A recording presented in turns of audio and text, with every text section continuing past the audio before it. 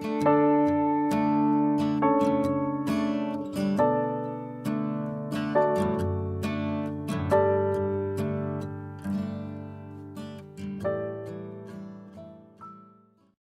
시간 주님께 안녕하세요. 대강교회 오훈 목사입니다. 6월 27일 화요일입니다.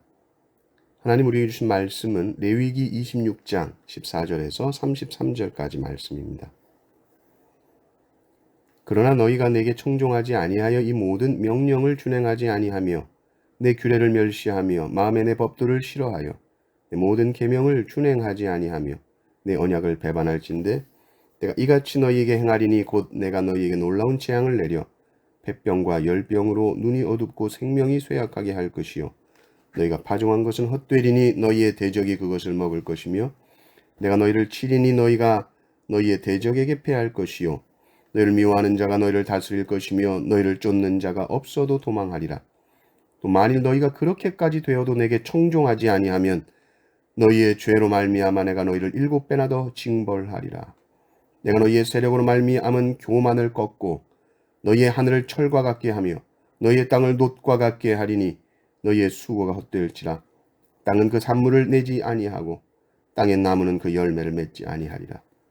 너희가 나를 거슬러 내게 청종하지 아니할진대 내가 너희의 죄대로 너희에게 7배나 더 재앙을 내릴 것이라. 내가 들짐승을 너희 중에 보내리니 그것들이 너희의 자녀를 움키고 너희 가축을 멸하며 너희의 수요를 줄이리니 너희의 길들이 황폐하리라.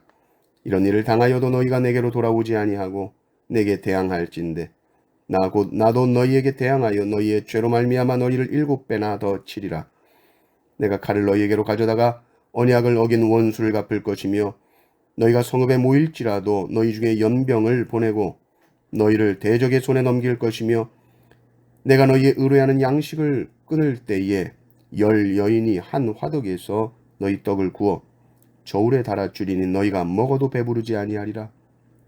너희가 이같이 될지라도 내게 청종하지 아니하고 내게 대항할진대 내가 진노로 너희에게 대항하되 너희의 죄로 말미암아 7배나 더 징벌하리니 너희가 아들의 살을 먹을 것이요 딸의 살을 먹을 것이며 내가 너희의 산당을 헐며 너희의 분향단들을 부수고 너희의 시체들을 부서진 우상들 위에 던지고 내 마음이 너희를 싫어할 것이며 내가 너희의 성읍을 황폐하게 하고 너희의 성소들을 황량하게 할 것이요 너희의 향기로운 냄새를 내가 흠향하지 아니하고 그 땅을 황무하게 하리니 거기 거주하는 너희의 원수들이 그것으로 말미암아 놀랄 것이며 내가 너희를 여러 민족 중에 흩을 것이요 내가 칼을 빼어 너희를 따르게 하리니 너희의 땅이 황무하며 너희의 성읍이 황폐하리라.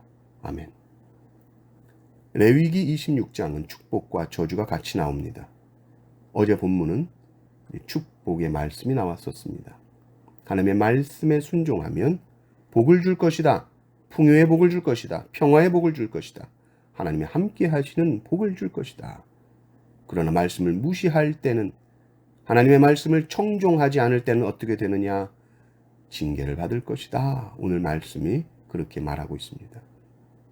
우리는 먼저 하나님이 징계를 하신 이유를 분명히 하고 말씀을 드려야겠습니다. 징계는 아버지이기 때문에 하시는 겁니다. 부모라서 자기 자녀를 혼내는 것이지 남의 자녀라면 무슨 짓을 하든지 관심이 없겠죠. 사랑하는 자녀이기 때문에 징계하시는 것이요. 그 징계를 통해서 다시 복의 길로 돌아올 수 있도록 인도하시는 것이니 사실 이 징계라는 것도 사랑의 표현입니다. 하나님의 계명을 준행하지 않으면 어떻게 되느냐? 오늘 말씀은 아주 강력한 경고를 하시는데 16절부터 보면 육체의 질병이 나옵니다. 폐병, 열병으로 인해서 눈이 어둡고 몸이 쇠약해진다. 열심히 일해도 열매가 없다. 17절도 보십시오. 대적들과 싸우면 질 거다. 심지어 아무도 안 쫓아오는데도 막 도망가고 있을 것이다. 이것은 아주 심리적으로 불안합니다. 염려가 가득합니다. 정신적으로 어려움을 겪습니다. 하나님의 말씀에 순종하지 않는 자는 죄의 짐에 눌려 있기 때문에 마음의 평안이 있을 수 없는 것이고 근심에 휩싸여 있습니다. 그런데도 순종을 안 한다. 그러면 이 18절을 보십시오. 7 7배 더 징벌하리라 이렇게 나옵니다. 순종 안에서 한 대 맞을 거 7대 때릴 것이다. 7배로 혼내주겠다. 또 19절을 보십시오. 너희의 하늘은 철과 같게 하고 땅은 놋과 같게 한다. 하늘과 땅이 딱딱해. 안 도와주는 겁니다. 하늘이 철이니 비가 어느 구멍에서 나오겠습니까? 땅도 딱딱하게 막혀 있습니다. 광야같이 사막 같은 땅이 되게 하겠다라는 것이죠. 21절 7배 벌 준다는 말 또 나오고 있고요. 22절 보면 들짐승들이 활개를 쳐서 수효가 가축이니 사람이니 인구가 감소하게 될 것이다. 23절 보면 그런데도 또 순종을 안 하냐 이 말씀이 14절에도 18절에도 23절 27절 그런데도 청종하지 아니하면 그런데도 청종하지 아니하면 말씀이 계속 나옵니다. 그러니까 얼마나 하나님이 당신의 말씀을 듣기를 원합니까? 왜요? 말씀을 들으면 그것이 복의 길이 되기 때문입니다. 그런데도 순종을 하지 않는다. 전쟁에서 참패할 것이다. 전염병이 돌 것이다. 10명의 여자가 화덕 하나에서 떡을 굽는다. 얼마나 비좁겠습니까? 얼마나 열악한 환경 속에서 떡을 굽습니까? 그리고 그 떡도 넉넉지가 않아서 저울에 달아서 음식을 준답니다. 이것은 음식이 엄청 부족하다는 말이요. 배식을 하고 있는 겁니다. 하나님의 복을 받을 때는 배불리 먹었는데 지금은 배식을 해야 한다는 것이죠. 27절도 보시면 그런데도 또 순종을 안 한다. 그러면 이제부터 나오는 징계는 더 끔찍한 재앙들입니다. 배가 고파서 굶어 죽는다. 그 과정 속에서 아들의 살을 먹고 딸의 살을 먹는다. 참혹하고도 비참한 상황이 벌어지게 되는 것입니다. 실제로 이스라엘 역사 속에서 이런 일이 일어났고요. 그리고 그들의 기반 시설들이 부셔집니다. 이들이 다 여러 민족으로 흩어지게 되는 것이죠. 포로로 잡혀간다. 이 또한 역사적으로 일어난 일입니다. 우리가 이 말씀을 볼 때의 모든 징계와 재앙은 어디로부터 시작되는 것이냐 했을 때에 하나님의 백성이 하나님의 말씀에 순종하지 않아서 생긴 일들이죠. 그러므로 하나님의 백성이 해야 할 일은 다른 것이 아니라 하나님의 말씀에 철저하게 복종하고 순종하는 일이요. 그래서 교회를 통해서 이 세상에 축복의 강물이 흘러넘쳐야 되는 것입니다.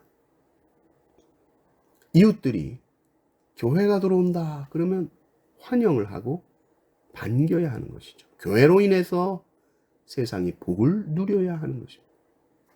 그러나 지금 우리의 모습들은 어떻습니까? 주민들이 교회 들어온다 그러면 반대하고 그러지 않나요? 그러면 우리는 우리 자신의 모습을 살펴봐야 됩니다. 세상이 왜 이래? 이럴 것이 아니라 교회가 하나님의 말씀에 철저하게 순종하였는가? 순종하지 못했는가? 하나님이 기뻐하시는 길을 걷지 못하고 있기 때문이 아닌가? 우리의 모습을 철저하게 돌아보고 살펴보고 교회가 다시 이 세상의 축복의 통로가 될 수 있도록 기도하고 순종의 삶을 살도록 애써야 될 줄 믿습니다. 이 은혜가 대강교회 가운데 넘치시기를 주님의 이름으로 축원합니다. 아멘.